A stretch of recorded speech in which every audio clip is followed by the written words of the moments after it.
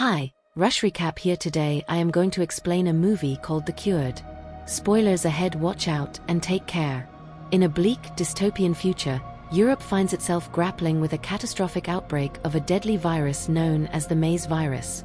This virus wreaks havoc on the population, turning those infected into bloodthirsty, unrelenting zombies.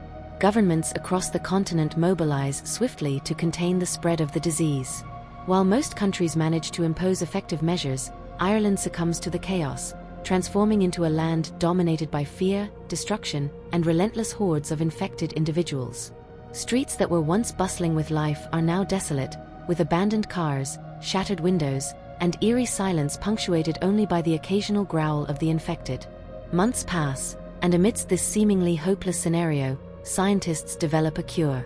The breakthrough initially inspires relief and hope, yet the treatment is far from perfect. It successfully restores humanity to about 75% of the infected, allowing them to regain control over their minds and bodies. These individuals are now referred to as the cured. However, the remaining 25%, resistant to the cure, are deemed too dangerous and are confined to high-security facilities. Society quickly descends into heated debates over their fate, with public opinion largely favoring their execution to prevent the risk of future outbreaks. For the cured, reintegration into society proves to be an arduous journey. Though their minds are now clear, they are haunted by the vivid memories of their actions while infected. Each horrific deed, each attack, each life taken, remains etched in their memories, an indelible reminder of the chaos they were part of. This burden of guilt, coupled with societal stigma, isolates them further, creating an environment rife with mistrust and fear. Among the cured is a young man named Senan, whose life has been irrevocably altered by the virus. One morning, he wakes in a cold sweat, his heart racing as the vivid imagery of his violent past floods his mind. The memories feel all too real, his hands drenched in blood, the screams of his victims echoing in his ears. In a panic, he rushes to the bathroom, staring at his reflection. His eyes, with faint spiderweb-like veins, mark him unmistakably as one of the cured. It's a small comfort, reminding him that he is no longer a monster, but the memories don't let him rest. Later, Senan is visited by his close friend Connor, who is also among the cured. Connor shares his own struggles and frustrations, highlighting how society's distrust weighs heavily on him. Their conversation is tinged with an underlying anger at the world's inability to see them as more than their infected past. Connor's bitterness is evident, and he seems to have little hope that things will ever improve for people like them. He warns Senan to tread carefully, especially as they attempt to navigate this unforgiving society.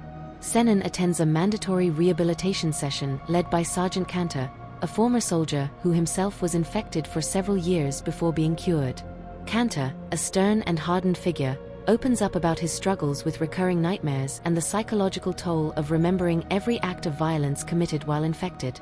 His stories resonate deeply with Senan, who listens in silence, his guilt growing heavier with every word. During the session, Cantor informs Senan about his new living arrangements. He will be staying with his sister-in-law, Abigail, and her young son Killian. The news comes as a surprise, given that most of the cured are either ostracized by their families or forced to live in overcrowded accommodation centers. The journey to Abigail's home is a stark reminder of the changed world. Military vehicles patrol the streets, their presence an ominous sign of the government's desperation to maintain control. Camps housing the resistant are visible through the bus windows, their makeshift fences lined with barbed wire. Protesters gather in angry mobs, shouting slogans and pelting stones at vehicles transporting the cured. The hatred is palpable, and Senan feels it in every glare directed his way. Abigail welcomes Senan with a warmth that feels almost foreign after months of hostility from others. She greets him with a hug, assuring him that he is safe in her home. For Abigail, taking Senan in is not just an act of kindness but a way to honor the memory of her late husband, Luke, who died during the outbreak. Senan, however, is weighed down by a secret. He knows the truth about Luke's death, a truth he has kept hidden from Abigail. When she asks about Luke's final moments, Senan lies, claiming they were separated during the evacuation. Despite Abigail's hospitality, Senan struggles to adjust to his new life. Each night, he is tormented by nightmares of his actions while infected. One particularly vivid dream involves him attacking a child, the memory so visceral that he wakes up trembling. His guilt manifests in subtle ways: hesitation in conversation, avoiding eye contact with Killian, and an overwhelming sense of unworthiness. Abigail notices his struggles but assumes they stem from his trauma rather than guilt. Meanwhile, Connor's life takes a darker turn. Desperate to reconnect with his estranged father, Connor visits him, hoping for a sliver of reconciliation. Instead, he is met with cold rejection. His father, still grieving the loss of Connor's mother to the outbreak, accuses Connor of being a monster and blames him for her death. The encounter leaves Connor shattered, his hope for redemption crushed under the weight of his father's hatred. Connor's bitterness deepens, and his resentment towards society begins to fester into something more dangerous. As Senan begins his new job at a treatment facility for the resistant, he is struck by the harsh realities of their existence. The resistant are kept in heavily guarded enclosures, treated more like animals than humans. Senan is assigned to care for a woman named Jo, whose aggression makes her a target for the soldiers' cruelty. Despite her hostility, Senan approaches her with compassion, bathing her and speaking to her gently. Jo's recognition of him as one of the cured adds another layer of complexity to their interactions. At home, Abigail faces her own challenges.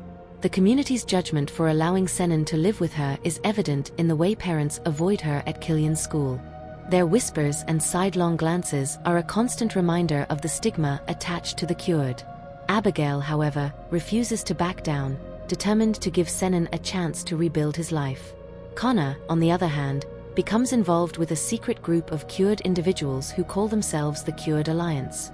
Their mission is to fight for the rights of the cured, but their methods quickly escalate from peaceful protests to violent acts of rebellion.